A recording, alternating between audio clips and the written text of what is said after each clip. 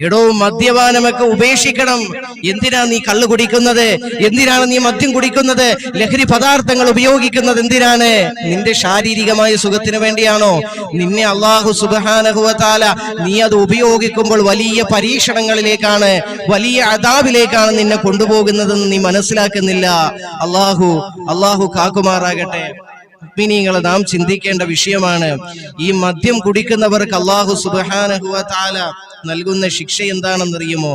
നാളെ, അതായത് ആഖിറത്തിലേക്ക് കടന്നു വരുമ്പോ അവൻ ഒരു നായയുടെ രൂപത്തിലായിരിക്കും അവൻ കടന്നു വരുന്നത്. നാവിൽ നിന്നെല്ലാം അവന്റെ പേയളകിയ ഈ നായകളുടെ നാവിൽ നിന്ന് വെള്ളം വരുന്നത് പോലെയാണ് നാളെ ആഖിറത്തിൽ അവൻ കടന്നു വരുന്നതെന്ന് അള്ളാഹുവിന്റെ പ്രവാചകൻ നമ്മെ പഠിപ്പിക്കുമ്പോ മദ്യപാനം എത്ര പാപമാണെന്ന് മനസ്സിലാക്കണം. മദ്യം കുടിക്കുന്നതിലൂടെ നിന്റെ ഈമാൻ നഷ്ടപ്പെട്ടു പോകും. അതിലൂടെ